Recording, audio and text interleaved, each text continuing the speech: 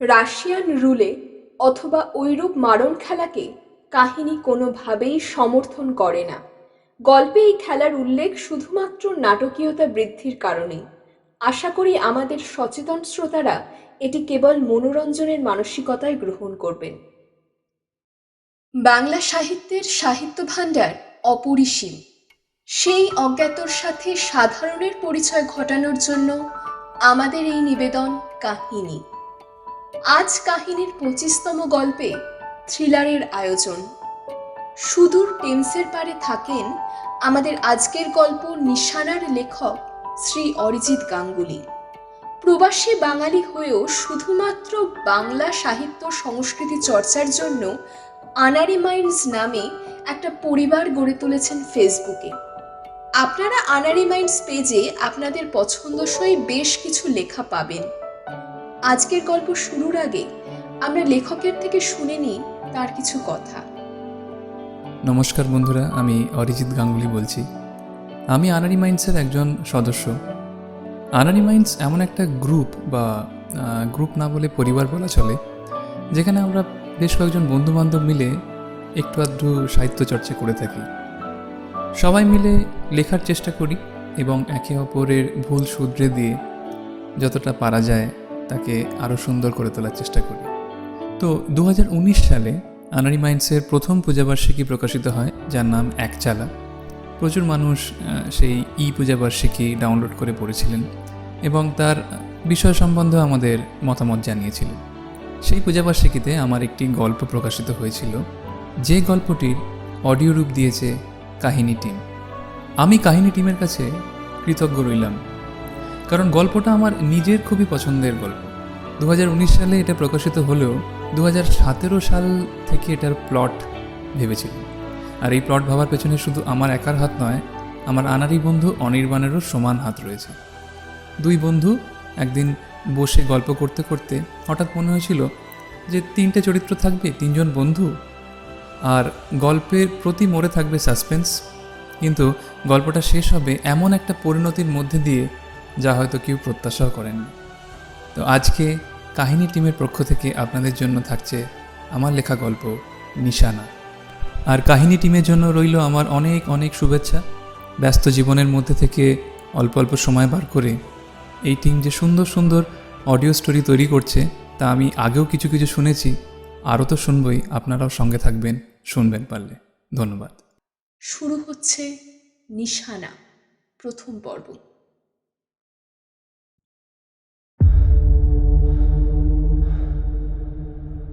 বন্দুকটা তুলে টেবিলের উল্টো দিকে বসা বরুণের দিকে তাক করল অনিকেত। লক্ষ্য বরুণের দুই ভুরুর মাঝের জায়গাটা। ঘরের মৃদু আলোতে দুই বন্ধুর এই মারণ খেলায় মেতে ওঠা বেশ ভালোই উপভোগ করছে টেবিলের আর এক পাশে বসে থাকা চয়ন। যে কোনো মুহূর্তে একজন ছেড়ে চলে যাবে এই পৃথিবী। মৃত্যু অবশ্যম্ভাবী এই খেলায়, কিন্তু এর নেশাও তো কম নয়। ছোট থেকে ভালোবেসে আসা একটা বিপজ্জনক খেলা যে 40 বছর বাদে প্রিয় বন্ধুদের এইভাবে মুখোমুখি এনে দেবে, তার কোনো ধারণাই ছিল না তিনজনের কারুরই। অনিকেত দাঁতে দাঁত চেপে চাপ দিল ট্রিগারে।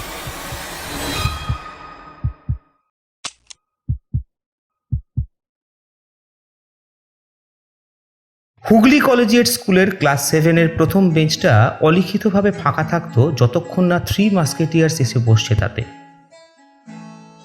বার্ষিক পরীক্ষার ফল বেরোলে প্রথম, দ্বিতীয় এবং তৃতীয় স্থান বাদ রেখেই বাকিগুলো দেখার চেষ্টা করত ছাত্ররা, কারণ অনিকেত, বরুণ আর চয়নের বাঁধা ধরা জায়গা ছিল ওগুলো। সাধারণত ক্লাসের টপারদের মধ্যে একটা অলিখিত কম্পিটিশন থাকে সব সময়, কিন্তু এই 3 অভিন্ন হৃদয় বন্ধুর মধ্যে সেসবের কোনো বালাই ছিল না। কাছাকাছি পাড়ায় বাড়ি হওয়ায় দেখা করতেও অসুবিধা হতো না। তাই স্কুলের সময় বাদ দিলেও সপ্তাহান্তে বা ছুটির দিনেও এই 3 জনকে একসঙ্গেই দেখতে পাওয়া যেত বেশিরভাগ জায়গায়। লম্বা হওয়ায় অনিকেতকে ঢ্যাঙা বলতো অনেকেই। বরুণ ছিল গোলগাল মেটে, আর চয়নের চেহারায় ছিল খুবই সাধারণত্বের ছোঁয়া, যা সহজেই ভিড়ে হারিয়ে যায়। দুটো বিষয়ে আগ্রহ ছিল এই 3 বন্ধুর। প্রথমটা ফিজিক্স। সৃষ্টির রহস্য উদ্ঘাটন করার এক অদ্ভুত আনন্দে মেতে একের পর এক বই শেষ করে ফেলত তিনজনে। আলোচনা চলত ঘন্টার পর ঘন্টা।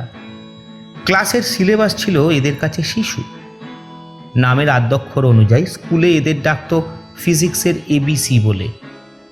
যখন বাকি ছাত্ররা চুম্বকের দুই মেরু সম্বন্ধে জানত, তখন ফিজিক্স পাগল এই তিনজন ঘুরে বেড়াত মাধ্যাকর্ষণের কঠিন গোলকধাঁধায়। স্কুল ফাইনালের ভালো রেজাল্ট ছিল শুধুমাত্র সময়ের অপেক্ষা। আর দ্বিতীয় যে জিনিসটা এদের তিনজনকেই বশ করে রেখেছিল তা হলো শতাব্দী প্রাচীন একটা খেলা। প্রথমের খোঁজ দিয়েছিল চয়ন।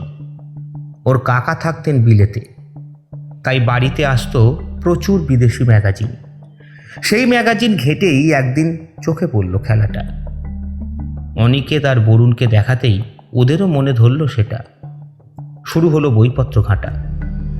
সত্যজিৎ রায়ের লখনৌয়ের ডুয়েল পড়ে ডুয়েল লড়া নিয়ে একটা হালকা আন্দাজ পাওয়া গেছিল আগেই, কিন্তু তার থেকেও রোমহর্ষক লাগলো এই নতুন খেলা। নাম রাশিয়ান রুলে। সাধারণ রুলের চল ছিল অনেকদিন থেকেই বিদেশের বিভিন্ন ক্যাসিনোতে। অনিকেতের বাড়িতে ভিসিআর প্লেয়ারে কত সিনেমায় তো দুজনে দেখেছে। গোলমতো একটা রং বেরঙের চাকতি ঘুরিয়ে দেওয়া হতো, যার ফ্রেঞ্চ ভাষায় নাম রুলে, আর তাতে খেলোয়াড় একটা ছোট্ট ধাতব বল ফেলত। চাকতির মধ্যে থাকা 37 বা 38খানা ঘরের মধ্যে খেলোয়াড়ের আগে থেকে বলে দেওয়া নাম্বারের কাছাকাছি সেই বল এসে থামলে পুরস্কার থাকত। জুয়ার একটা আধুনিক সংস্করণ ছিল সেই খেলা। তবে শুধুই আর্থিক পুরস্কারে সেই মজা ছিল না যা পাওয়া গেল রাশিয়ান রুলেতে। কলেজের পড়া শেষ করে একদিন চয়ন জোগাড় করে আনলো একটা নকল বন্দুক। ওর কলেজ ছিল আলাদা, বাকি দুজন পড়তো একই কলেজে। ফিজিক্স অনার্সের মতো কঠিন কোর্সও আনন্দ করেই উতরে দিচ্ছিল তিনজনে। কিন্তু চয়নের হাতে বন্দুক দেখে বরুণ প্রথমে একটু ঘাবড়ে গেলেও অনিকেত সেদিন বেশ খুশি হয়েছিল।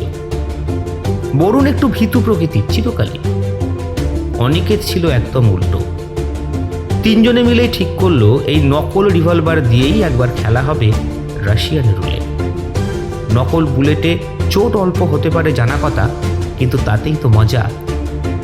অনিচ্ছা সত্ত্বেও রাজি হয়েছিল বরুণ। চয়নদের দেশের বাড়ি মোটামুটি খালি থাকতো, তাই সেখানেই ঠিক হলো সপ্তাহান্তে বসবে আসর। 3 বন্ধু মিলে খেলবে রাশিয়ান রুলে। বন্দুকে ভরা হবে একটা মাত্র গুলি, তারপর সিলিন্ডারটাকে ভালো করে ঘুরিয়ে সাফল করে নিয়ে একজন হাতে নিয়ে অন্যের দিকে তাক করবে। এইভাবে ঘুরবে খেলাটা যতক্ষণ না আহত হচ্ছে কেউ।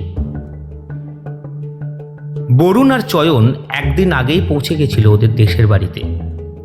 অনিকেতের আসার কথা ছিল দিনের দিন সকালেই, কিন্তু অনেকক্ষণ অপেক্ষা করে থেকেও সেদিন অনিকেত আর আসেনি। যে খেলাটা অসম্পূর্ণ রয়ে গিয়েছিল তখন, তার পুনরাবৃত্তি যে ভবিষ্যতে একদিন হবেই এমনটা অন্য কেউ না জানলেও বিধাতা হয়তো লিখে রেখেছিলেন এদের অদৃষ্টে। অনিকেত চ্যাটার্জি সদ্য সেরা বাঙালির খেতাব পেয়েছেন মুখ্যমন্ত্রীর হাত থেকে। প্রবাসী হলেও যে জিনিস তিনি আবিষ্কার করেছেন লন্ডনের মাটিতে বসে, তার প্রভাব যে বিশ্বব্যাপী তা বুঝতে অসুবিধে হয়নি কোনো বিজ্ঞানীরই। স্বাভাবিকভাবেই এই খেতাব প্রাপ্য ছিল ওর। 40 বছর বয়সে এসে এতদিনের ভালো লাগার বিষয়কে গুরুদক্ষিণা দিতে পেরেছে সে। লোকের মুখে মুখে ঘুরছে এখন একটাই নাম। অনিকেত দেখিয়ে দিয়েছে বাঙালিরা এখনও পারে বিশ্বের দরবারে দেশের মুখ উজ্জ্বল করতে। সকালে ঘুম থেকে উঠেই অনলাইন খবরের কাগজের প্রথম পাতায় অনিকেতের ছবি দেখে সোজা হয়ে উঠে বসল বরুণ। চশমাটা চোখে গলিয়ে ভালো করে পড়ল হেডলাইনটা, তারপর খুঁটিয়ে পড়ল ভেতরের অংশটাও। তখনও যেন বিশ্বাস হচ্ছিল না ওর। তাড়াতাড়ি খাট থেকে নেমে পাশে টেবিলে রাখা ল্যাপটপ অন করে ঘুম চোখে টাইপ করতে লাগলো কিছু শব্দ। গুগলের সার্চ রেজাল্টে আসা 3য় লিঙ্কে ঢুকে বুঝতে পারল ওর সন্দেহ একদম সত্যি। ছোটবেলার বন্ধু অনিকেত এইভাবে বিশ্বাসঘাতকতা করতে পারলো ওর সঙ্গে। মাথায় হাত দিয়ে চেয়ারে বসে পড়ল বরুণ। ওর মাথায় আসছে না এই মুহূর্তে কি করা উচিত। নিজেকে বড়ই অসহায় লাগছে। রিসার্চ জার্নালে যেটুকু অংশ পড়ল ইন্টারনেটে, তার থেকে পরিষ্কার এই কাজে কারুর সাহায্য নিয়েছে অনিকেত। ভিতরের কেউ এই খবর না দিলে ওর পক্ষে জানা সম্ভবই ছিল না। তিলে তিলে গড়ে তোলা একটা স্বপ্ন আজ ভেঙে চুরমার হয়ে গেল অরুণের। দোতলার ব্যালকনি দিয়ে সামনের রাস্তায় স্কুলের ব্যাগ কাঁধে নিয়ে দাঁড়িয়ে থাকা ছেলেটার দিকে অনেকক্ষণ তাকিয়েছিল চয়ন। বাচ্চাটার মনে হয়তো দুনিয়া জয় করার স্বপ্ন এখন। এমনটা তো চয়নেরও ছিল। স্বপ্নের উড়ানের লক্ষ্যে এই বিদেশে পাড়িও দিয়েছিল সমস্ত মায়া কাটিয়ে। কিন্তু যে ভাগ্যকে কোনো দিন বিশ্বাস করেনি সে, সেই ভাগ্যই ওর স্বপ্নের পথে বাধা হয়ে দাঁড়াবে এমনটা জানা ছিল না। আজ চয়নের এই অবস্থার জন্য কিছুটা হলেও দায়ী হয়তো ও নিজেই। কিন্তু সেদিন যদি অনিকেত। ঘরের ভিতর থেকে ফোনের শব্দ ভেসে আসতেই ডায়েরির পাতা বন্ধ করে চেয়ার থেকে কোনো রকমে উঠে গিয়ে ফোনটা ধরতেই উল্টো দিক থেকে ভেসে এলো একটা চেনা কণ্ঠস্বর। হ্যালো চয়ন, আমি আমি বরুণ বলছি। আরে বরুণ, কেমন আছিস? কোথায় আছিস এখন? ব্রিস্টলে আছি। আমি আমি ভাবিনি তোকে এই নম্বরে পাবো। মনে হয়েছিল হয়তো নতুন নম্বর নিয়েছিস। না রে, জীবনে অনেক কিছু বদলে গেলেও ফোন নাম্বারটা আর বদলায়নি। ইস্ট ল্যান্ডনে থাকি এখন। তা এতদিন পরে তোর আমায় মনে পড়লো, তাও ভালো, তবু তো মনে পড়লো। যাকে, কাজ কেমন চলছে তোর? যেটা নিয়ে মেতেছিলিস সেটার কিছু হিললে হলো? চয়ন, সেই ব্যাপারেই ফোন করলাম তোকে। তুই কি আজকের বাংলা নিউজটা দেখেছিস? না তো, সে পালা তো চুকে গেছে অনেক দিন হলো, আর ওদিকটা নিয়ে বিশেষ মাথা ঘামাই না। অনিকেতের ব্যাপারে জানিস কিছু? চয়ন ফোনটা কানের থেকে নামিয়ে নিল। হ্যালো কিছুক্ষণ চয়ন, শুনতে স্ক্রিনের দিকে পাচ্ছিস? তাকিয়ে হ্যালো তারপর লাইনটা কেটে চয়ন। সুইচ অফ করে পাশে রেখে দিল। বিমান সেবিকা এসে ছোট জলের বোতল হাতে দিতেই অনিকে জিজ্ঞেস করলো, Excuse me? When will the flight land in Heathrow? On 10:40 am, sir. Still, you have to wait for 30 minutes. Thank you. অভিজাত এই বিজনেস ক্লাসে যাতায়াত করলেও অনিকেতের লম্বা সফর ঠিক পোষায় না। দিল্লি থেকে শুরু করে প্রায় 14 ঘন্টা এই সিটে বসে থাকা বেশ কষ্টকর লাগে ওর। মাঝে মাঝেই উঠে হেঁটে নেয় ফ্লাইট চলাকালীন। আরাম আর বিলাসিতায় গা ভাসিয়ে দিতে চাইলেও অনিকেত ঠিক পেরে ওঠে না। হয়তো জীবনধারণের এই নতুন পদ্ধতি মানিয়ে নিতে ওর আর একটু সময় লাগবে। তবে জনপ্রিয়তার তুঙ্গে থাকতে মন্দ লাগছে না। বিমানবন্দরেও গতকাল বহু মানুষ এসেছিলেন ওকে বিদায় জানাতে। এমন আকর্ষণের কেন্দ্রবিন্দুই তো হতে চেয়েছিল অনিকেত। আকাশ ছোঁয়ার মজাই আলাদা। আড়মোড়া ভেঙে সিটে বসেই পাসপোর্ট, রেসিডেন্ট পারমিট আর বোর্ডিং পাস গুছিয়ে নিতে লাগলো অনিকেত। এই জিনিসগুলো একসঙ্গে রেখে না দিলে তাড়াহুড়োয় বের করতে বেশ সমস্যা হয় পরে।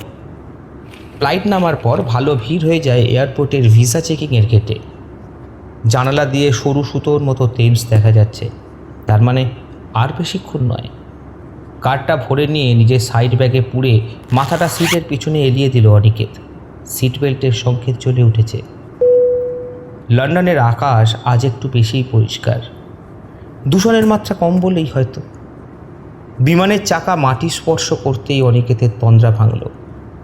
বাইরের দিকে তাকিয়ে একটা আড়মোড়া ভেঙে পকেট থেকে মোবাইল ফোন বের করে সুইচ অন করতেই একটা মেসেজ ঢুকল। অনিকেত ক্লিক করলো সেই মেসেজে। একটা অপরিচিত নম্বর থেকে আসা সেই মেসেজের লেখা পড়েই চোখ মুচকে এলো ওর। তাতে লেখা, ইউ স্কাউন্ড্রেল বাস্টার্ড, কাজটা কিন্তু ভালো করলি না অনিকেত। তোর থেকে এমন আশা করিনি। সাহস থাকলে কল ব্যাক করিস। বরুণ। 3 মাস পর লন্ডন থেকে প্রায় 4 ঘন্টা ড্রাইভে আসা যায় এই প্লাইমাউথ শহরে। ডেভন কাউন্টির মধ্যে সমুদ্রের ধারেই একটা সুন্দর শহর। ছোট ছোট সরু রাস্তাঘাট অনেকটাই কলকাতার গলিগতির কথা মনে করিয়ে দেয়। চয়ন গাড়ি থেকে নেমে এগিয়ে গেল ফার্ম হাউসের সামনে সবুজ মাঠে ঢোকার মুখে বেড়া দেওয়া গেটটার দিকে। পকেট থেকে এই প্রপার্টির মালিকের দেওয়া চাবি দিয়ে গেটের তালা খুলে ভেতরে ঢুকলো। অদ্ভুত সুন্দর এই জায়গাটা। একবার এলে মনে হয় এখানেই গোটা জীবন কাটিয়ে দেওয়া যায়। শান্ত পরিবেশে শুধুই পাখির আওয়াজ আর দূরের বন্দর থেকে মাঝে মাঝে ভেসে আসা জাহাজের শব্দ ছাড়া আর কোনো কোলাহল নেই। চয়ন সবুজ মাঠ পেরিয়ে সোজা এগিয়ে গেল ফার্ম হাউসের দিকে। কাঠের তৈরি বাংলোটা বেশ পুরনোই, কিন্তু যত্ন নেওয়া হয় এর সেটা বোঝাই যাচ্ছে। দ্বিতীয় চাবি দিয়ে দরজা খুলে চয়ন ভিতরে ঢুকে জানলাগুলো খুলে দিল সব। এক রাতের জন্য বুকিং করা এই জায়গার খোঁজ প্রথম বরুণই দিয়েছিল। বুকিং হয়েছে 3 জনেরই নামে, তবে বরুণ আর অনিকেতের আসতে সন্ধে হবে। চয়ন আগেই এসে কিছু ব্যবস্থা করে রাখবে এমনটাই কথা হয়েছে। প্রায় 4 বছর পর আবার 3 বন্ধুর দেখা হবে আজ একসঙ্গে। বহু বছর পর 3 জন এক সিলিংয়ের নিচে সময় কাটাবে শেষবারের জন্য। আজকের রাতটা তাই 3 জনে মিলে খুব ভালোভাবে উপভোগ করতে চায় ওরা। চয়ন কাঁধ থেকে ব্যাকপ্যাকটা নামিয়ে সামনের গোল টেবিলে রাখলো। ভেতর থেকে 2টো কালো প্যাকেট বের করলো। একটার মধ্যে থেকে স্কচ হুইস্কির 2টো বোতল বের করে টেবিলে সাজিয়ে রাখলো। অন্যটার ভেতর থেকে একটা বাক্স বের করে সেটা খুলে হাতে নিল আলফা .357 ম্যাগনাম রিভলভার। স্টিলের বডি আর কাঠের গ্রিপ দিয়ে বানানো যন্ত্রটার ওজনও বেশ ভালোই। 6খানা বুলেট ভরা সিলিন্ডার একবার হাত দিয়ে ঘষে ঘুরিয়ে দেখে নিল চয়ন। ঝকঝকে এই পিস্তলটা কিনতে 1000 পাউন্ডের বেশিই লেগেছে। লন্ডনে বন্দুক ট্রেডারদেরও অনলাইন সাইট রয়েছে, সেখান থেকেই যোগাযোগ করে এটা বাগানো গেছে বিনা লাইসেন্সে। বরুণই পেমেন্ট করেছে, কিন্তু ক্যাশে। আজকের এই রিউনিয়ন বরুণেরই উদ্যোগে বলা যায়।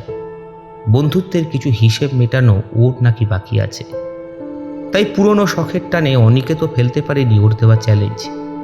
দুপক্ষই ফয়সালা চায়, কিন্তু তাতে মধ্যস্থতা করার লোকের দরকার ছিল ওদের। চয়নের পক্ষে এই প্রস্তাব লুফে নেওয়া খুব একটা প্রীতিকর ছিল না, কিন্তু বাল্যবন্ধুদের অনুরোধ প্রত্যাখ্যান করার কথাও সে ভাবতে পারেনি। কিছু হিসেব তো ওর দিক থেকেও বাকি রয়েছে। চয়ন দরজা বন্ধ করে দোতলার বারান্দায় গিয়ে বসলো নিজের ডায়েরি নিয়ে। এখন শুধুই সন্ধে হওয়ার অপেক্ষা।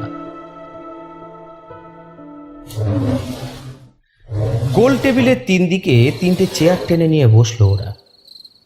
দোতলার এই ঘরটা এমনিতে অন্ধকার, শুধু টেবিলের ওপর সিলিংয়ে একটা 60 পাওয়ারের বাল্ব জ্বলছে।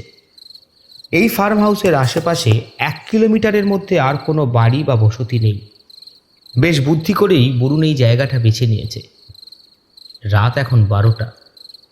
চয়ন এসে টেবিলের ওপর 3টে খালি গ্লাস রেখে তাতে টালিস্কার সিঙ্গেল মল্ট স্কচ হুইস্কির বোতল থেকে 3টে গ্লাসেই সমান পরিমাণে ঢাললো।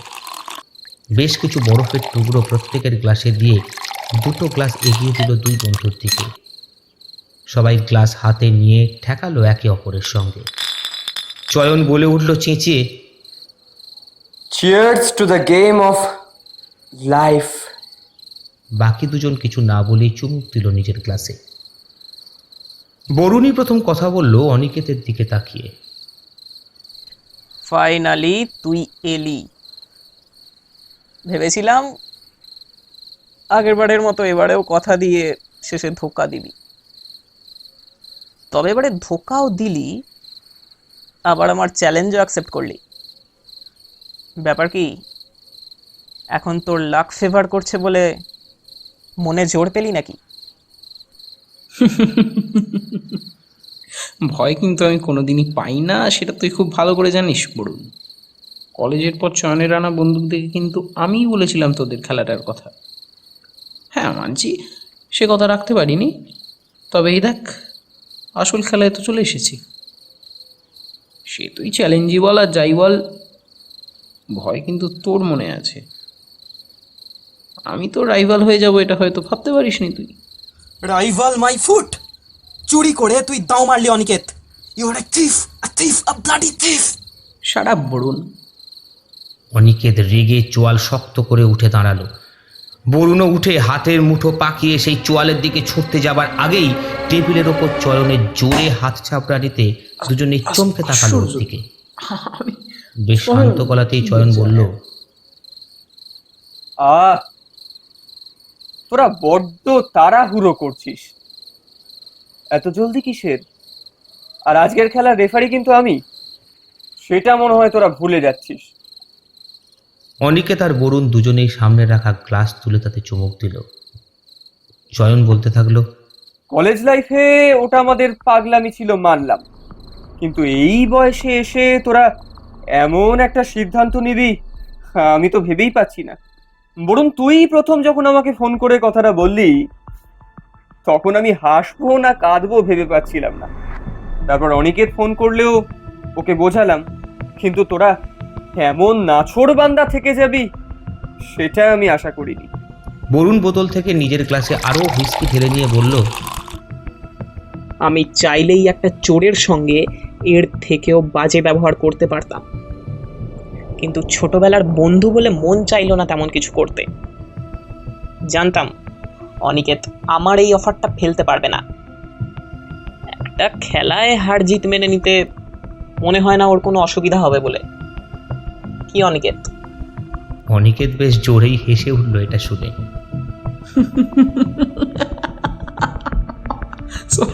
সরি। তুই কিন্তু অনেক জানিস দেখছি। আজ কি হতে চলেছে সেটা জানিস তো? চোরের শাস্তি হবে, আবার কি? সরি। চয়ন চেয়ারটা টেনে এগিয়ে এলো টেবিলের আরো কাছে। পায়ের তলা থেকে বাক্সটা তুলে টেবিলে রাখলো। ওপরের ফ্ল্যাগ খুলে ভেতর থেকে বের করলো রিভলভার। সেটাকে টেবিলে শুইয়ে রেখে আর একটা ছোট বটুয়ার মতো কাপড়ের ব্যাগ থেকে বের করলো একটা বুলেট। রিভলভার হাতে নিয়ে সিলিন্ডার খুলে তার 6খানা খোপের একটায় ভরে দিল সেই বুলেটটা। তারপর সিলিন্ডার বন্ধ করে হাত দিয়ে ঘষে ঘষে বেশ কয়েকবার সাফল করে রিভলভারটা আবার রেখে দিল টেবিলে। এবার দুজনের দিকে তাকিয়ে চয়ন বলল, আচ্ছা, অনেক হয়েছে, এবার আসল কাজে মন দেওয়া যাক। খেলার নিয়ম ভালো করে শুনে নে, পরে কিন্তু আমাকে কেউ বলতে আসবি না যে আমি আগে থেকে কিছু বলিনি। রাশিয়ান রুলের অনেক রকম নিয়ম আছে, কিন্তু খেলোয়াড়ের সংখ্যা অনুযায়ী তা বদলে বদলে নেওয়া যায়। আজকের খেলায় থাকছে একটাই বন্দুক আর একটাই মাত্র বুলেট। তোদের দুজনের মধ্যে একজনই সেই ভাগ্যবান যার ভাগ্যে এই বুলেট লেখা নেই। আর হ্যাঁ, রিভলভারে সাইলেন্সার লাগানো আছে, চাকপক্ষিতেও টের পাবে না আজ এখানে কি ঘটে যাচ্ছে। কি এত অব্দি পরিষ্কার তো সব? অনিকে জিজ্ঞেস করলো সন্দেহের চোখে, ওয়েট আ মিনিট, এই পিস্তলও কি অরুণী কিনে দিয়েছে তোকে চয়ন? হ্যাঁ, চয়েস আর পেমেন্ট ওরই, কিন্তু বন্দুকের ক্রেতা হিসাবে কোথাও আমাদের নাম নেই, সেটা ম্যানেজ করে নেওয়া হয়েছে। তুই চাইলে বন্দুক হাতে নিয়ে দেখে নিতে পারিস অনিকেত। না থাক, আই বিলিভ ইউ। বরুণ হেসে উঠে উল্টো দিক থেকে বলল, সরি গাইস। কি বললি অনিকেত? বিশ্বাসঘাতকও কাউকে বিশ্বাস করে? হ্যাঁ, আজব দুনিয়া। চয়ন, তুই নিয়ম বল জলদি। লেটস এন্ড দ্য গেম শুন। চয়ন বন্দুকটা হাতে তুলে নিয়ে সিলিন্ডারটা হাত দিয়ে সাফল করতে করতে বলল, একবার শাফেল করা হয়ে গেলে একজন রিভলভার তুলে অন্যের কপালে তাক করে ট্রিগার টিপবে। খেলা শুরু হয়ে গেলে কিন্তু আর শাফেল করা যাবে না। ভাগ্য খুবই সহায় থাকলে প্রথম 5টা শটই ব্ল্যাঙ্ক হতে পারে। তাই এখন প্রশ্ন হলো, প্রথম সুযোগ কে পাবে? অনিকেত আর বরুণ তাকিয়ে রইল চয়নের দিকে। চয়ন বলতে লাগলো, ইউজুয়ালি ডুয়েলে দুটো বন্দুক থাকে আর একই সঙ্গে সেগুলো ফায়ার করা হয়, কিন্তু বন্দুক একটা থাকলে চ্যালেঞ্জারই প্রথম শট নেয় বিপক্ষের দিকে তাক করে। কিন্তু আমি বরুণকে আজ সেই সুবিধাটা দিতে চাইছি না। ভাগ্যের এই খেলায় আর একটু ভাগ্য জুড়ে দিচ্ছি আমি। কয়েন টসের মাধ্যমেই সিদ্ধান্ত হবে কে প্রথম শট নেবে। এই বলেই চয়ন ওর পকেট থেকে একটা 1 পাউন্ডের কয়েন বের করে তার 2 ফিট উল্টিয়ে দুজনকে দেখালো।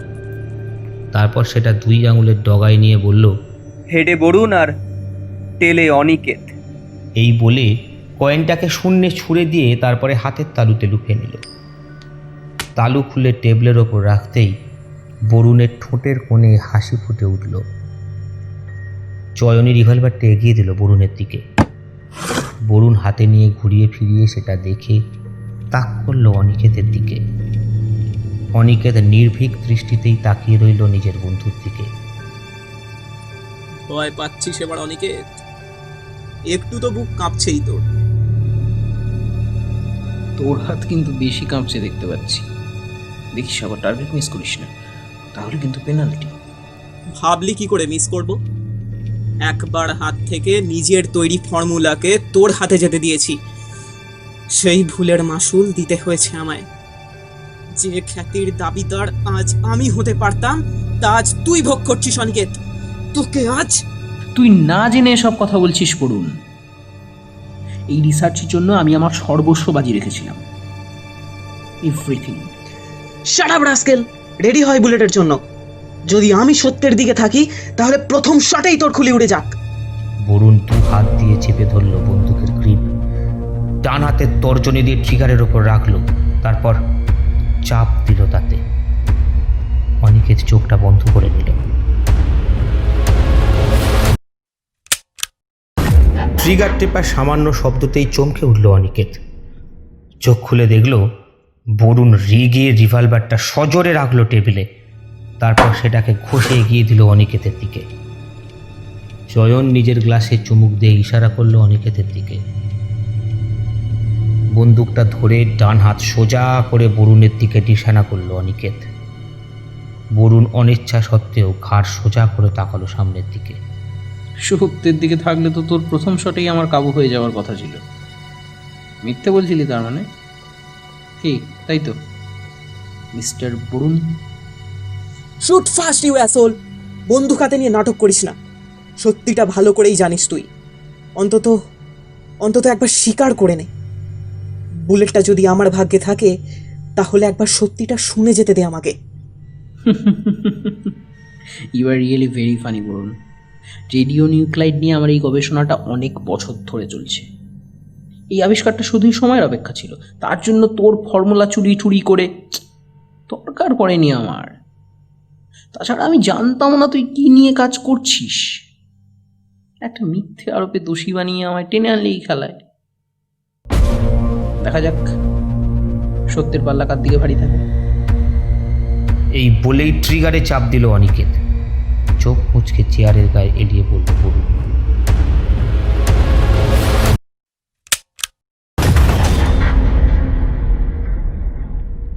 চয়ন এবার টেবিলের মাঝখানে নিয়ে নিল বন্দুকটা। গ্লাসে হুইস্কি ঢেলে চুমুক দিয়ে বলল,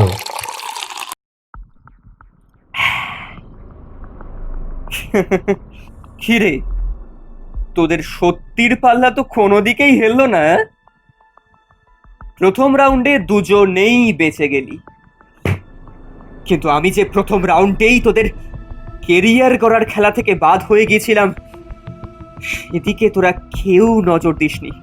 কি ঠিক বললাম তো মিস্টার বরুণ? সেটা তোর নিজেরই দোষ চয়ন। এটা মানতে তোর কষ্ট হওয়ার কথা নয়। কলেজ লাইফ পর্যন্ত আমাদের মেধা একই থাকলেও তুই তারপর থেকেই কেমন যেন গুটিয়ে গেলি।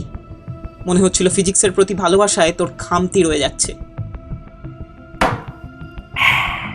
হ্যাঁ মেনে নিলাম আমি পারিনি সেই কঠিন বিষয়ের আরো গভীরে ঢুকতে। হ্যাঁ, তোদের মতো অত ভালো মাথাও যে আমার ছিল না সেটা আমি বুঝতে পারি। কিন্তু বন্ধু হিসাবে যে সাহায্যটা তোদের থেকে আশা করেছিলাম সেটাও কিন্তু পাইনি। জাগে জাগে জাগে আমার কথা বাদ দে, নে দ্বিতীয় রাউন্ড শুরু হোক। আর 4টে সুযোগ তোদের হাতে, তার মধ্যে 3টেতে জীবন আর 1টাতে বিচ্ছেদ। চয়ন বন্দুকটা এগিয়ে দিল বরুণের দিকে। বরুণ হাতে নিয়ে কিছুক্ষণ মাথা নিচু করে রইল। ওই অবস্থাতেই ঠোঁট নড়ল ওর। প্রস্তুত হ অনিকেত। তুই ভালোভাবেই জানতিস যে আমিও রেডিও নিউক্লাইড নিয়ে গবেষণাতেই বেশি আগ্রহী ছিলাম, আর আমার কাজের সমস্ত ডকুমেন্ট তুই কিভাবে হাতিয়েছিলিস সেটা বোঝাও আমার পক্ষে খুব একটা শক্ত হয়নি। কি চয়ন, ঠিক বললাম তো? চয়ন কোনো উত্তর দিল না এই প্রশ্নের। বরুণ ট্রিগারে আঙুল রেখে বলল, ধরা পড়ে যেতে ভালো লাগছে অনিকেত? দোষ স্বীকার করবি না যখন, অগত্যা।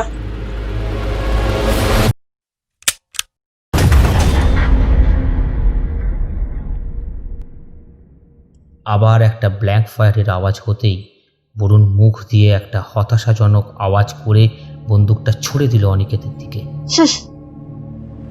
বুকের কাছে সেটা লুফে নিয়ে অনিকেত বলল, ভুল করছিস বরুণ। চয়ন আমার ল্যাব অ্যাসিস্ট্যান্টের কাজ করছিল বলেই তুই ভাবছিস ও আমাকে তোর রিসার্চের সন্ধান দিয়েছে, সেটা কিন্তু ঠিক না। বরুণ হাসতে হাসতে জবাব দিল, ঠাকুর ঘরে কলা খাওয়ার কেস বানিয়ে দিলি তো পুরো। চয়নের গম্ভীর মুখটার দিকে তাকালেই আমার হাসি পাচ্ছে এখন। আমার ল্যাবে কয়েক মাস কাজ করেই চয়ন ছেড়ে দিল, বললো ওর নাকি পছন্দ হচ্ছে না কাজ, আর এতে নাকি রিস্কও বেশি। পরে শুনলাম তোর ল্যাবে গিয়ে জয়েন করেছে। দুয়ে দুয়ে সবসময় 4ই হয় অনিকেত, 4ই হয়। হয় না বরুণ, হয় না। আমার ল্যাবে 1 বছর ধরে কাজ করে চয়ন কাজ ছেড়ে দেয়। আমি হলফ করে বলতে পারি আমার ভাবনা চিন্তার ধারে কাছে ঘেঁষার মতো এলেম তোর ছিল না, আর সেটা থাকবেও না, আজকের পর তো নয়। এতক্ষণ শুনলেন অরিজিৎ গাঙ্গুলির লেখা নিশানা গল্পের প্রথম পর্ব। পরবর্তী পর্ব নিয়ে হাজির হচ্ছি আগামীকাল। ভাগ্যের এই খেলাতে শেষ অবধি জয় হলো কার? কোন পরিণতি অপেক্ষা করছে এই 3 বন্ধুর জন্য? সব রহস্যের উত্তর দিতে হাজির হব আগামীকাল ঠিক সন্ধ্যে 7টায়।